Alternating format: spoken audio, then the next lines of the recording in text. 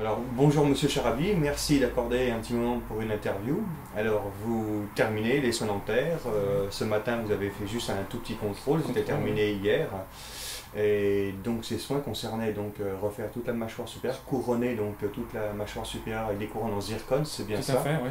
Voilà, et les dents du fond de la mâchoire inférieure. Inférieur, ouais. Alors, quelques petites questions que je pose souvent les patients. Est-ce que ça a été douloureux ce traitement? Douloureux, non, dans la mesure qu'il y a tellement de boulot et ça demandait du temps en fin de compte. C'est la patience qu'il faut. C'est beaucoup de patience et ici, chez le docteur Mertz, les gens sont très patients. J'ai passé quand même, j'étais sur la chaise pendant 4 heures quand même. Il y a un jour la préparation des dents, j'imagine, où il a fallu étaler. C'est cette étape qui a dû être très longue, la préparation. La préparation, ouais. Oui, la préparation. Après, il fallait revenir une seconde fois pour à nouveau fignoler les choses. Et là, ça a pris pas mal de temps. Mais bon, je suis pas déçu. Je suis très content du travail réalisé quand même. Esthétiquement?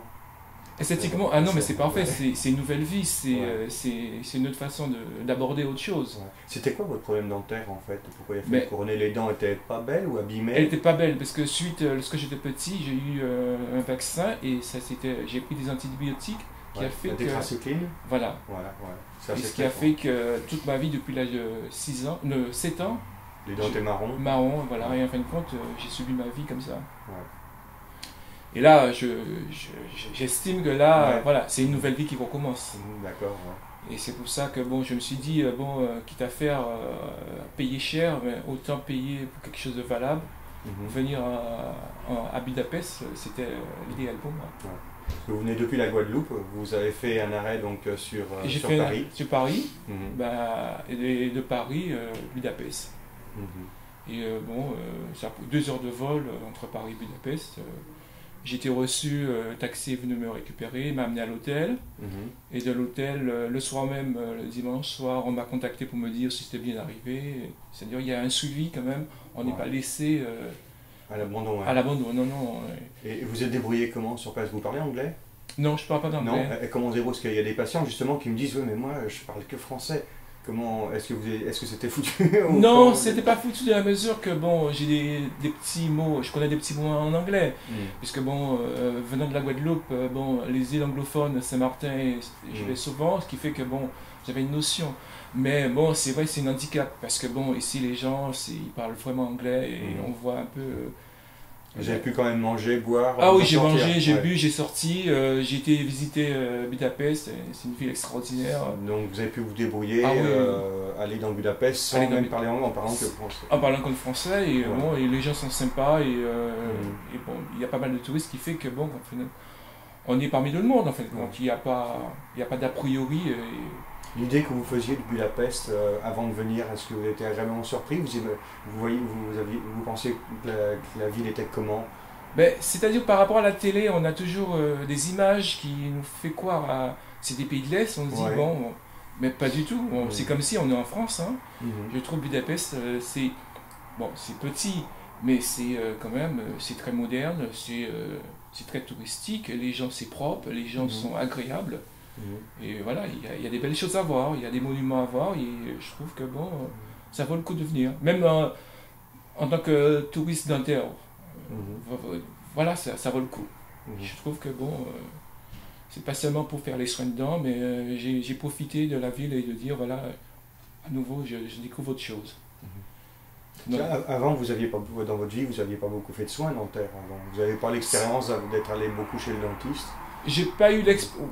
C'est-à-dire que, en fin de compte, les dents étaient marrons, mais vous aviez pas. Non, c'était pas vraiment marron, mais c'est-à-dire au fil des années, on grandit, on se rend compte que bon, la communication devient difficile. Et on se dit bon, moi en tant que j'étais artisan, et bon, j'avais ce côté un peu qui me. C'était gênant avec le public. C'était gênant avec le public. Mais bon, ne serait-ce, ça n'a pas été quelque chose de dramatique. D'accord. Très bien. Donc globalement, une bonne expérience globalement. Une bonne expérience, et Dr Mertz a fait le nécessaire, il a travaillé correctement. Et je trouve que bon... Avec son collègue, il n'était pas seul, je pense. Ils étaient deux. Ils étaient à trois. J'ai eu trois personnes qui s'occupaient de moi. Suivant les soins. Suivant les soins, et voilà. Et le docteur Merz arrivait en dernier lieu pour pouvoir superviser, fignoler et donner son avis et approuver. Mais c'était très bien, moi je trouve que... Vous recommanderiez à vos proches je dis, allez-y, j'ai fermé. Vous n'êtes pas le cobaye, il n'y a pas des gens qui attendent de voir un peu... non, puisque en fin de compte, vous savez, lorsque vous avez des problèmes dentaires, vous êtes solitaire en fin de compte. Ouais. C'est quelque part... on n'en parle pas trop. On n'en parle pas trop, mais on sait ce que pensent les autres. Alors, quelque part... voilà, mais je dis aux gens qui ont eu des problèmes, pas seulement les jaunissements des colorations des dents, mais les gens qui ont des problèmes de dents, Dr Merz, c'est la personne idéale. Parce qu'il y a il est zen, il est très posé, très calme, et il vous met en confiance. Et les collaborateurs et collaboratrices sont extraordinaires. Là-dessus, moi je trouve que par rapport à... j'ai été voir un dentiste à Paris, je sais, bon, il est très bien, mais j'ai trouvé le rapprochement n'est pas pareil. Là, on parle de soins dentaires, on ne parle pas de finances. Et je trouve qu'on est dans un problème en France, et même en Guadeloupe, c'est toujours finance. Mais là, c'était les soins dentaires, et je trouve qu'il a fait son boulot, et je remercie Luc, qui était toujours là. Il y a Charlotte aussi, qui était toujours là. Bon, c'est-à-dire, on a des intervenants qui nous parlent en français quand même, qui nous rassurent, on n'est pas laissé... Moi j'ai fait toute la communication en amont. En amont, oui. Et puis après, vous avez le relais sur place. Le relais sur place. Et je suis toujours là, par contre, bien sûr, au début j'étais là pour voir si vous étiez bien arrivé. Et puis au départ aussi pour faire le point, regarder, j'ai même vu un petit peu avec le docteur, il m'a montré ce qui a été fait, voir la radio, montrer le travail. Le travail. Non, mais là-dessus, moi je suis content. Je suis content puisque bon, au moins je sais que je retourne chez moi et... L'information que je vous ai donnée était fidèle. Oui, c'était fidèle et il y avait... je devais faire un implant et finalement il a décidé de passer à faire autre chose. Enfin, vu le problème de... Ça vous est une seule étape en faisant le bridge. S'il fallait mettre un implant, vous veniez pour mettre un implant, il fallait revenir après pour faire tout le travail. Tout le travail. Là, une seule étape, tout a été fait. Tout a été fait, ce qui fait que bon... voilà, j'ai pas à revenir 2 fois et bon, ça fait une économie aussi. Et c'est ça le côté professionnel, c'est de pouvoir pallier à différents problèmes et trouver la solution idéale de sorte que les 2 parties puissent être satisfaites. Voilà. Super. Voilà, super. Merci d'avoir accordé ce temps pour l'interview et puis bon retour sur la Guadeloupe. Je dis à mes compatriotes de la Guadeloupe, n'hésitez pas, il y a de quoi se satisfaire. Il faut voir, là c'est un traitement qui était faisable en une seule fois, c'est pratique. C'est pratique. Avec les patients qui sont très éloignés, on est toujours prudent. Parce oui. que là on peut vraiment pas se permettre l'erreur.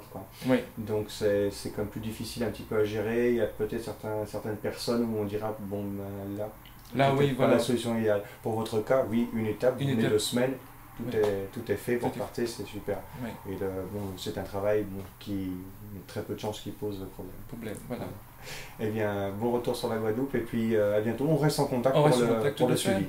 Tout à fait, merci. Au revoir, M. Charabia. Allez, au revoir.